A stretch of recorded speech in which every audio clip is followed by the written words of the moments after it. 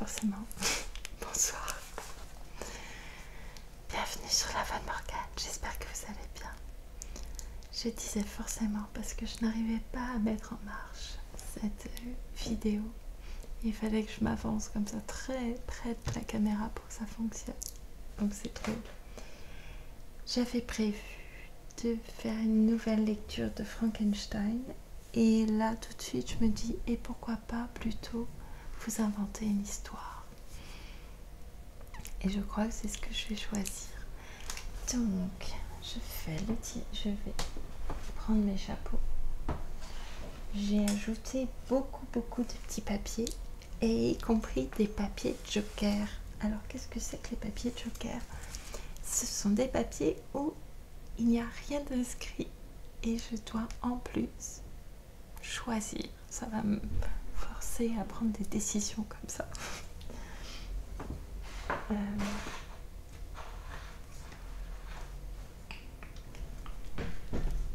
Voilà. Tous mes chapeaux et ma petite pochette avec moi. Je commence. Je mélange bien.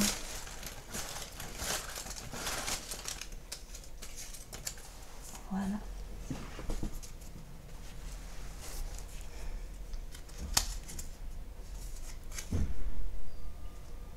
Peur paralysante. Ça commence bien. C'est les prénoms.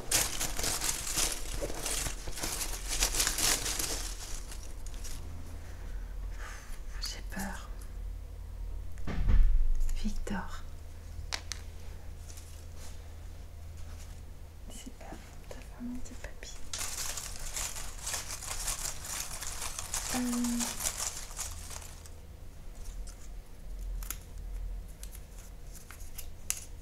Serpent.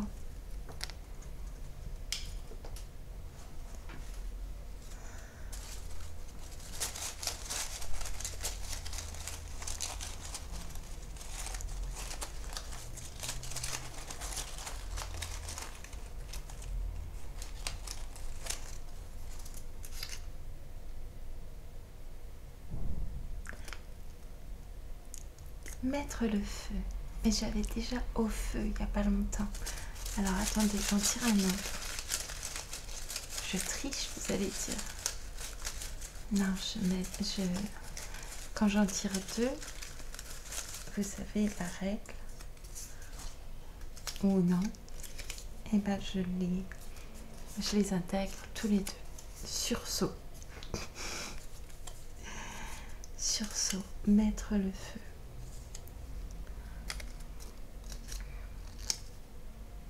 Peur paralysante. Victor et serpent. On va essayer d'intégrer tout ça ensemble, de faire une jolie histoire.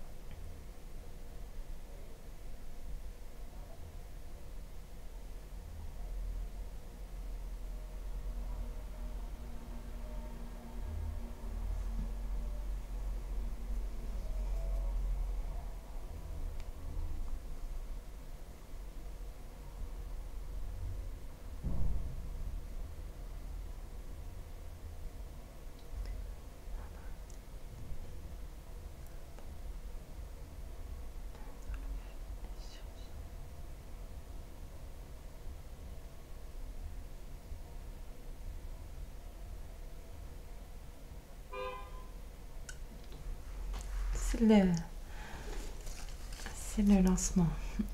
Vous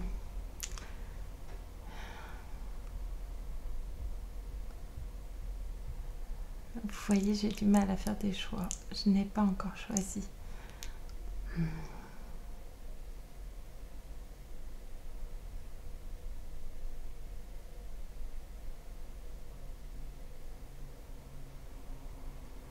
Bon, si, allez, on va y aller.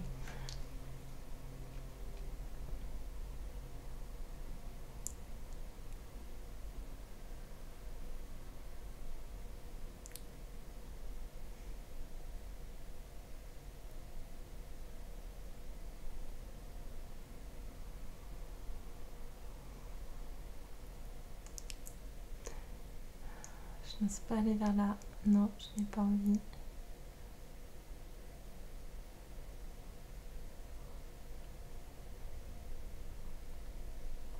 Très bien.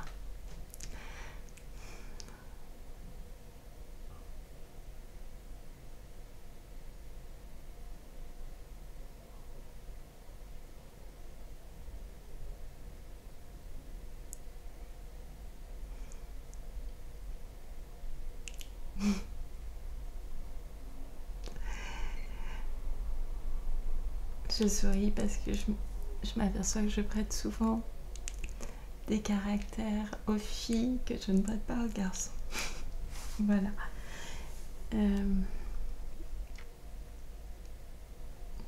C'est comme ça. Très bien. Alors, c'est parti pour cette histoire.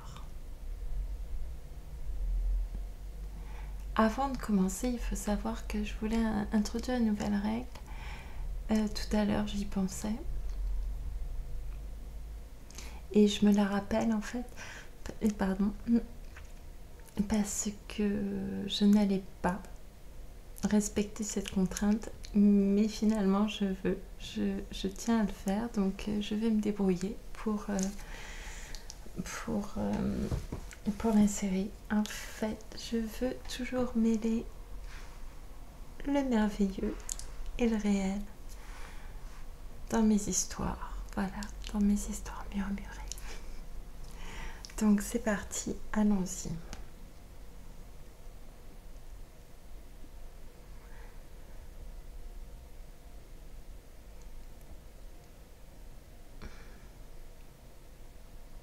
Victor était un...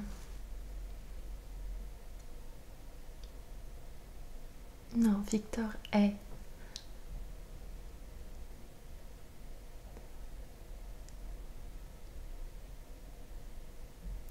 Victor est un homme très apprécié de 44 ans. Et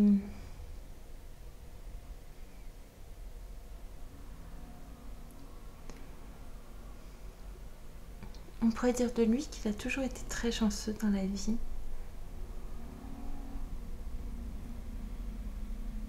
Tout ce qu'il entreprend, il le réussit. Il est aimé, il est bien entouré. Par contre, ce n'est pas du tout ce qu'il pense de lui. Il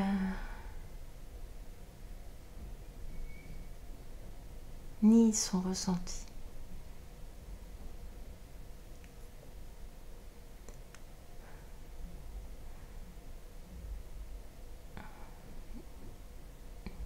Car tout ce dont il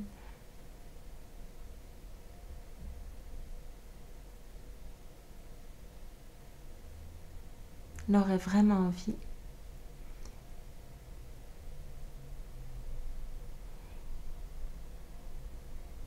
il est incapable de le réaliser, tout simplement parce qu'il a peur. Il souffre de peur paralysante. Et cela se retrouve dans plusieurs domaines de sa vie.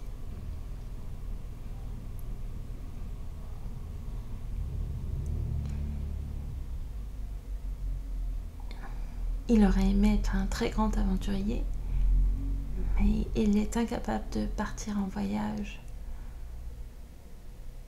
tout seul dorénavant. Et plus il vieillit, et plus il se sent contraint et cloisonné et incapable de bouger et paralysé,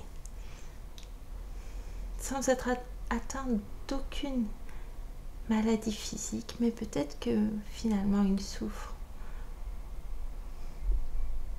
d'une forme de maladie.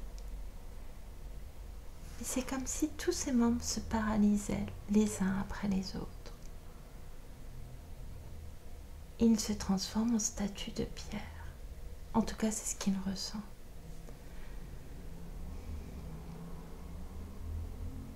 Et cela crée un grand conflit en lui, il a ce cœur vaillant et cette envie de se dépasser, de toujours découvrir et arpenter. Et cette peur cette peur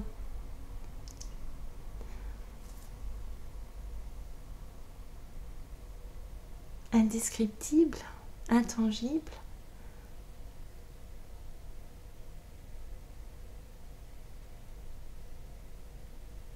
cette peur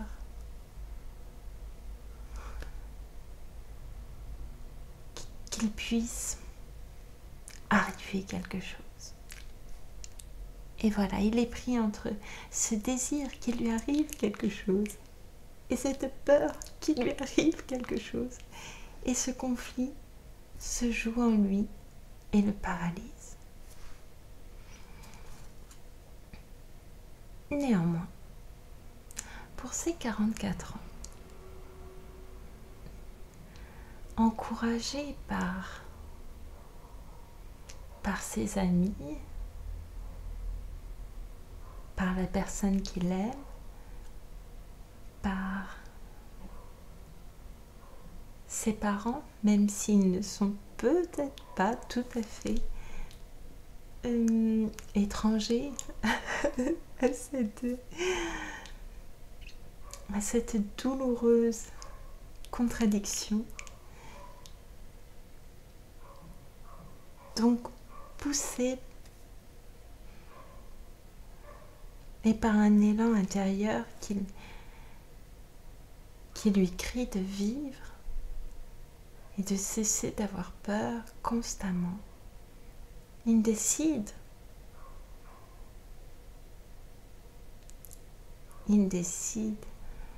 de partir en voyage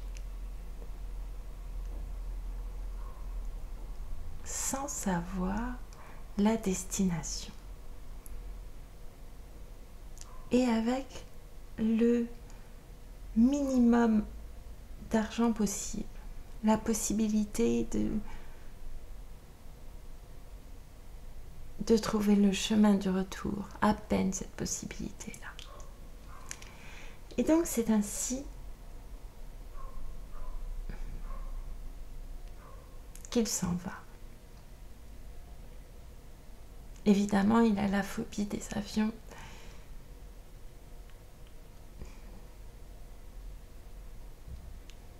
Et de beaucoup de moyens de transport.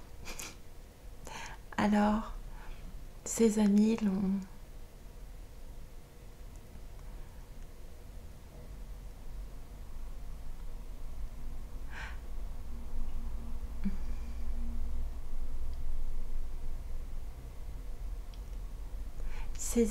le jour J,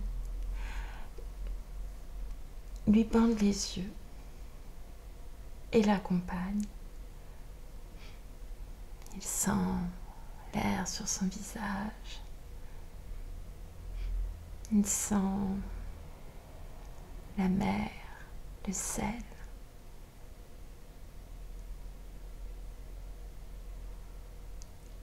l'écume quasiment sur ses joues, sur son front. Il entend les vagues. La mer est plutôt calme, elle n'est pas démontée, ce qui le rassure. Bref, ses amis le placent dans un bateau dont il ignore la destination.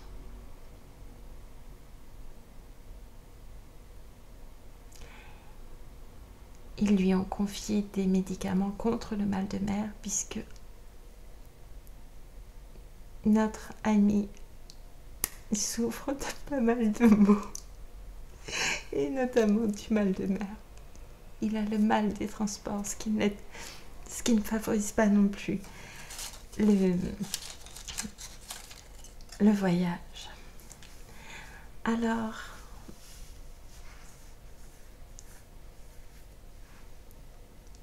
il se retrouve dans un bateau, mais ça n'est pas un grand bateau, non.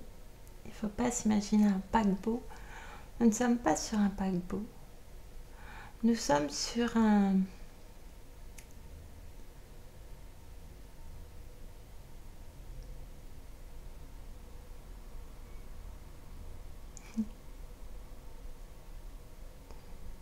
une sorte de voilier qui pourrait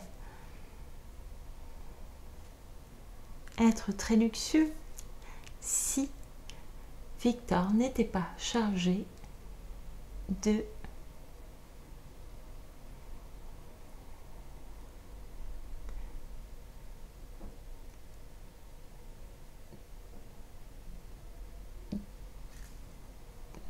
briquer le pont, de faire la cuisine,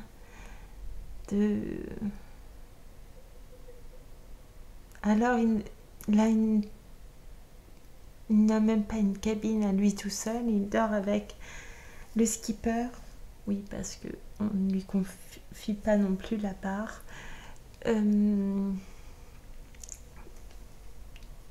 et sur une couchette.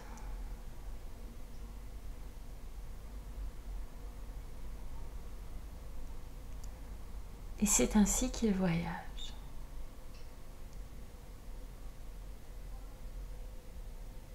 Mais, au 4e jour de navigation, alors qu'il est en train justement de briquer une énième fois le pont,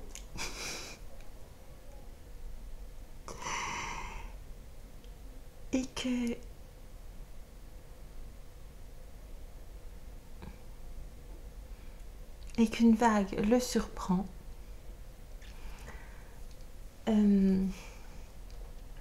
Victor bascule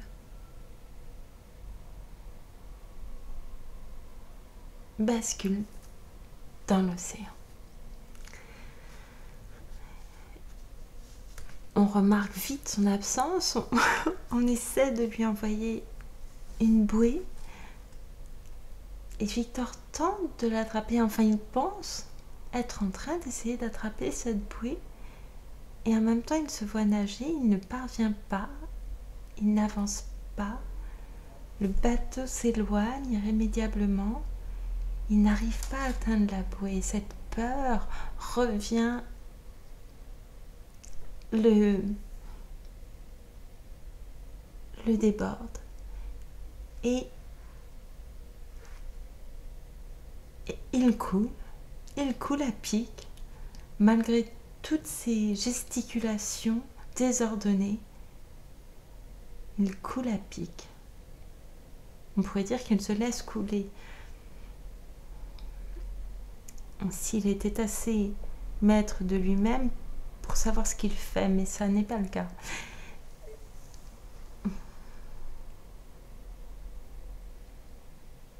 Et il est aspiré, en tout cas c'est la sensation qu'il a, il est aspiré dans les eaux profondes.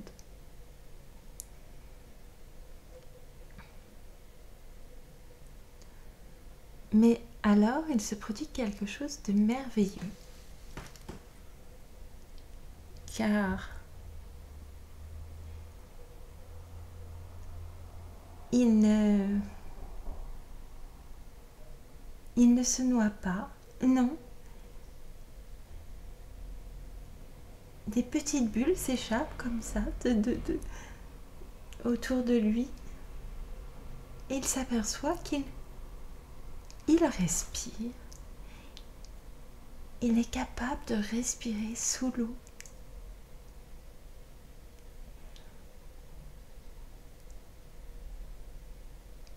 Il sourit béatement en observant les fonds marins puisqu'il a atteint le fond.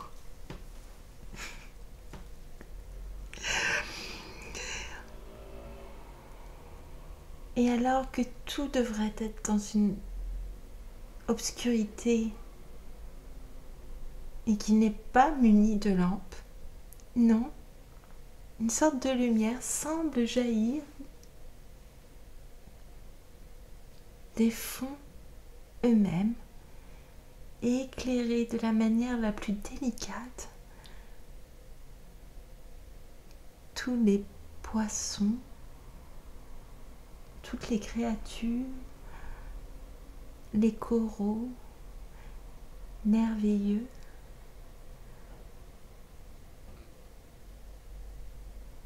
des fonds marins et des couleurs extraordinaires l'entourent. Et il se promène d'un pas léger et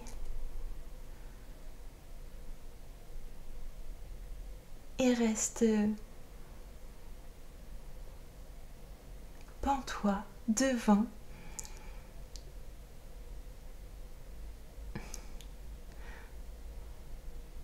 ces paysages magnifiques.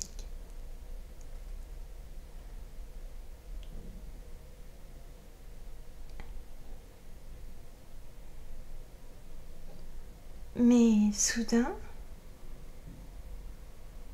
il marche, il écrase quelque chose. C'est un serpent de mer qui se retourne vivement, le mord à la cheville. Victor commence à pleurer. Et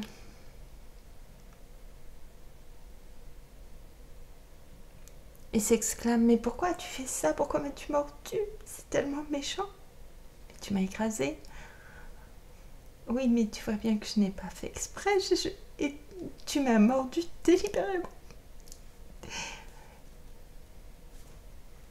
Oui, mais j'ai réagi par impulsion. Ce n'était pas pour te faire de mal. Excuse-moi, mais tu es quand même un petit peu sensible.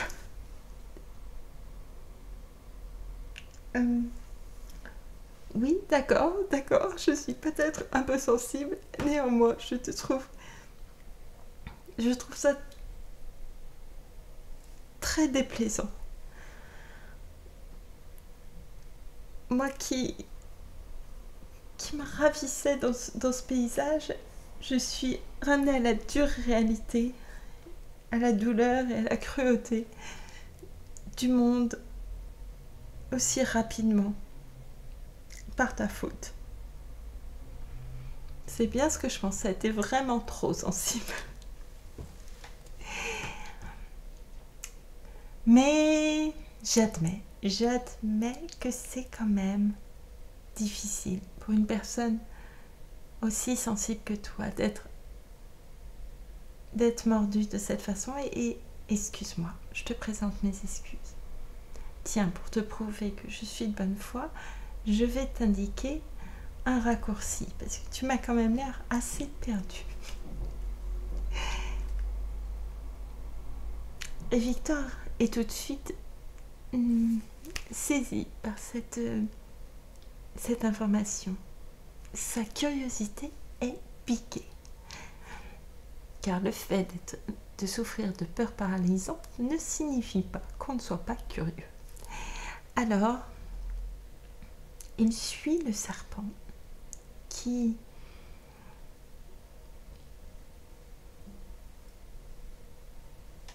ondule, qui ondule. J'aurais envie de dire qu'il vacille entre les coraux, les récifs. Victor ne pense même pas à nager, il continue à marcher en bondissant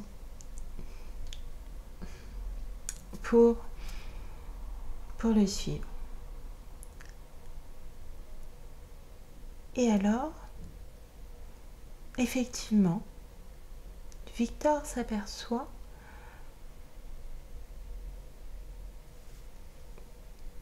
qu'une étrange clarté, une sorte de rideau, un rideau d'eau, pardon,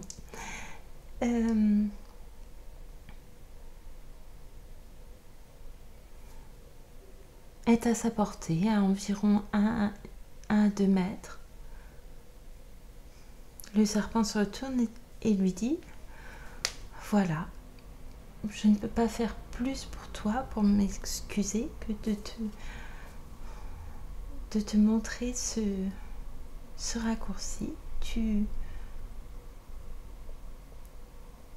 Je suis sûre que tu trouveras ce que tu cherches. Victor commence à avoir peur, car en fait, il ne sait même pas ce qu'il cherche lui-même.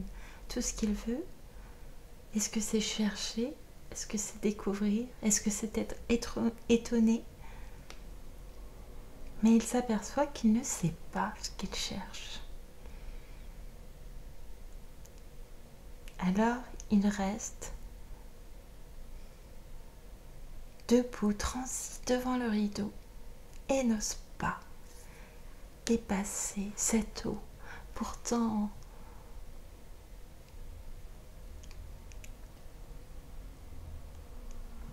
c'est absolument magnifique. C'est comme si il se trouvait derrière des cascades et pourtant l'eau est turquoise et il ne voit pas du tout ce qu'il y aurait derrière ces chutes d'eau ou devant ces chutes d'eau.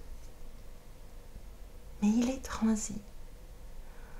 Le serpent, passablement agacé, décide de lui mordre le talon d'Achille, ce qu'il fait avancer. Dans un sursaut, il franchit le rideau.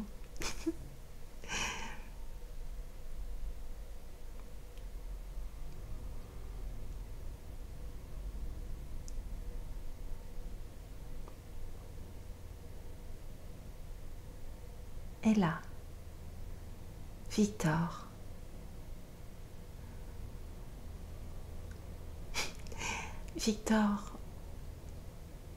qui n'est pas un grand athlète, se trouve exactement entre l'océan infini et les chutes d'eau.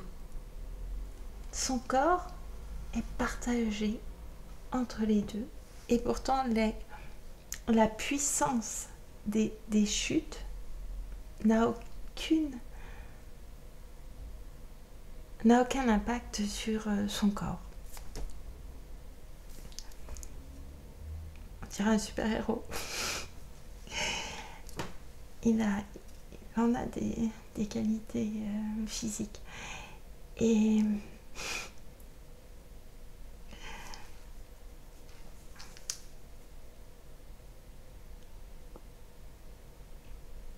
là, à sa grande surprise, il se retrouve dans un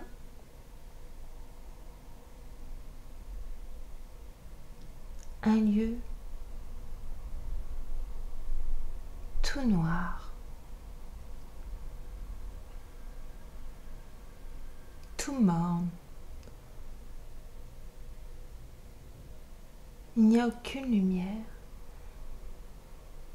On dirait un hall d'aéroport. Oui, c'est ça. C'est un hall d'aéroport, mais sans vie, extrêmement silencieux.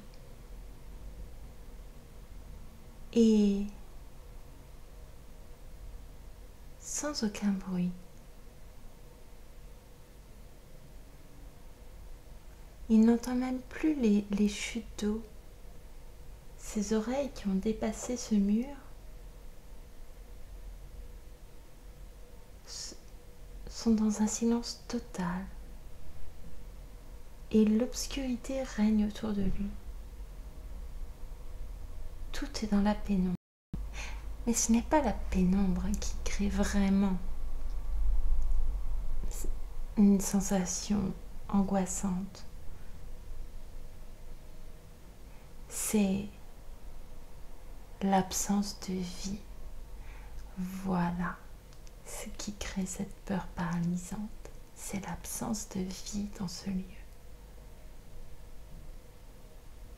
Et soudain, comme surgissant de nulle part, un petit teckel roux bondit dans tous les sens et, comment on dit, pige aboie d'une façon un petit peu étrange et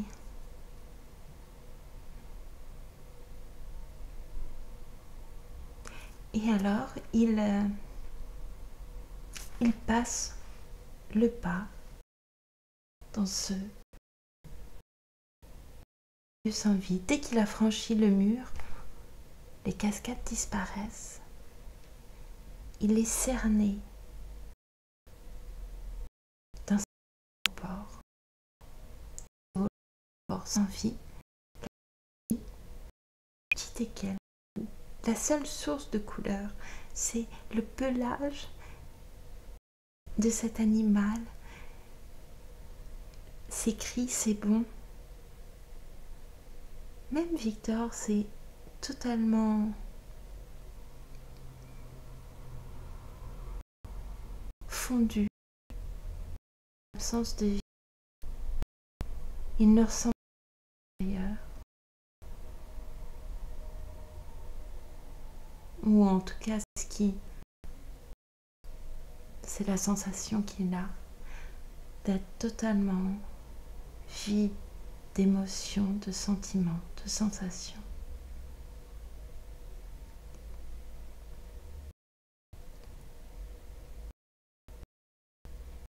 Il pose les yeux sur elle dorénavant. Et alors, quand il était dans la cascade, il le regardait et la joie, et maintenant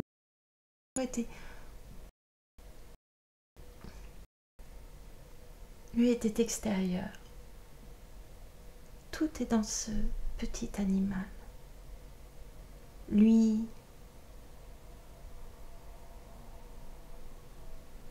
commence à ne plus exister. Alors il trouve dirige le manteau vers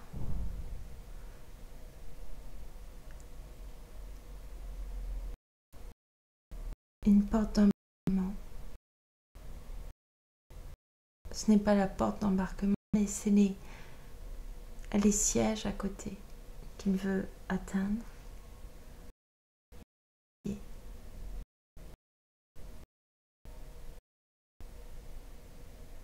Il s'assied là, il se laisse tomber.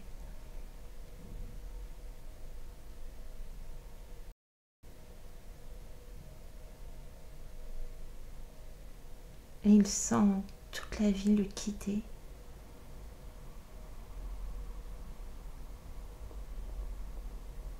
Et ses yeux ont à peine de continuer à observer ce équilibre magnifique, plein de vie, plein de joie,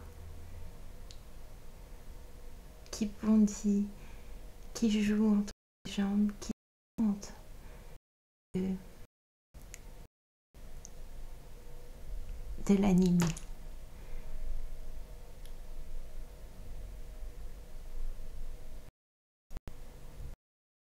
Et soudain, un miaulement côté. Le teckel aboie et quand il fait ses deux jours, aboie et saute et va rejoindre un chat noir qui se trouve là, juste sur la coudoir et qui grande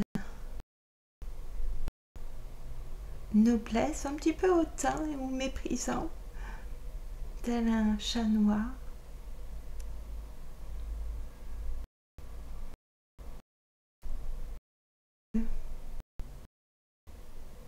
Le regarde de haut. Mais on comprend que les deux sont amis. Ils ne sont pas et qu'ils joueront bientôt ensemble. Mais ce n'est pas pour ça que le chat se trouve ici. Le délicat de Victor pour lui faire tourner la tête, car tout est englué dorénavant. Et dans la tête, il voit une petite allumette.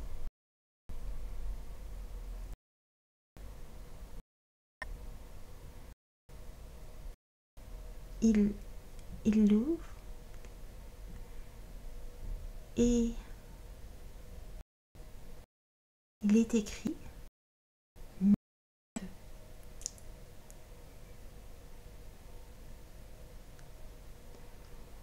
alors que le chat est en train de faire sa toilette de ses enfants et de ses oreilles et de ses moustaches, que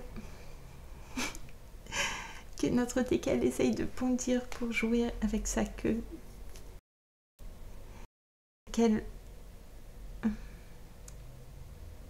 Victor détache une allumette, la craque,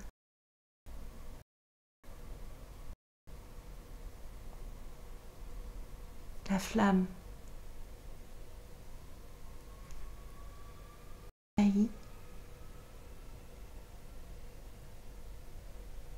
et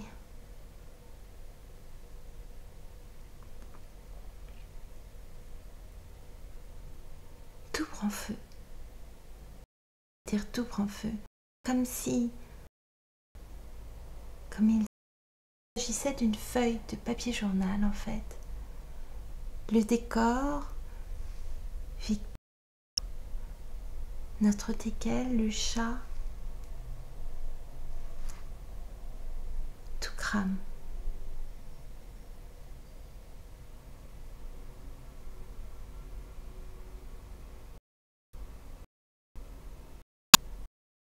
C'est là que Victor se réveille.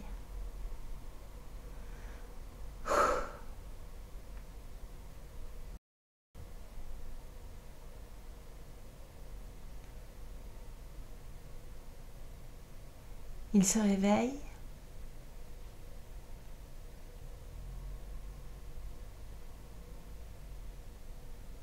car le soleil frappe son visage. Ce qui est étonnant,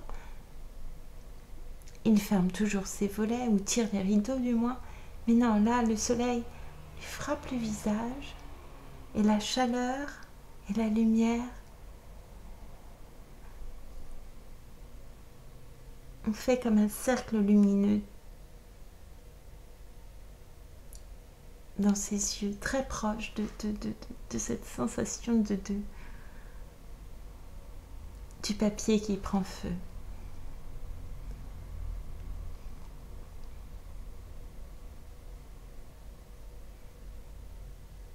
Il réalise que tout cela n'était qu'un rêve. Je fais simple. Mais il respire. Et ce n'est qu'une sensation, ce n'est qu'une impression, mais il sait qu'il est libéré de cette peur paralysante désormais.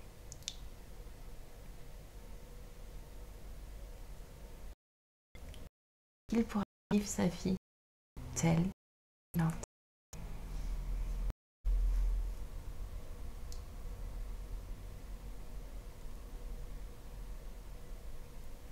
Et c'est la fin de l'histoire. Oh là là, je ne sais pas ce que j'ai fait encore une fois. Et c'est extrêmement long, je suis désolée pour ça. C'est extrêmement long. Mais mon problème, c'est que je vois les images, les décors, et parfois j'oublie de parler. Ou je n'arrive pas à décrire ce que je vois, c'est terrible. Je n'ai pas les mots, je n'ai pas les mots. Je voulais chanter quand même une petite chanson.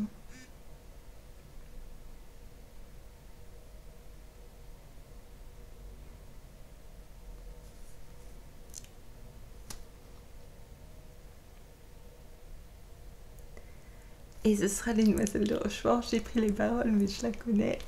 Mais c'est une béquille. Voilà. Adolescent, je rêvais de conquérir le monde. Je n'étais amoureux que de croches ou de rondes. Combien de fois l'accord d'un piano m'a ravi. Pour un fortissimo, j'aurais donné ma vie. Pour une symphonie, j'aurais vendu mon frère. Pour une mélodie, j'aurais trahi mon père. Je n'étais que musique et jusqu'à aujourd'hui, par qui aurais-je pu être séduit? Je possède à présent tout ce que je souhaitais, le succès, le talent, de l'argent sans compter. On me flatte, on m'adule, on me déshumanise. Je suis découragée par la bêtise. J'aurais préféré me battre pour des vraies richesses. J'aurais tout sacrifié pour 3 sous de tendresse. Il me manquait l'amour, et l'amour m'appartient depuis que cette fille a croisé mon chemin. Est-elle loin d'ici? Est-elle près de moi? Je ne l'ai pas revue, mais je sais qu'elle existe. Est-elle puritaine ou bien fille de joie? Qu'importe sa vertu, puisque je suis artiste et que l'amour dicte sa loi. Et voilà, je vous remercie beaucoup pour votre patience, votre écoute, votre gentillesse et votre amitié en quelque sorte. Et je vous dis à très bientôt pour une nouvelle histoire et une nouvelle lecture. Merci beaucoup. À bientôt.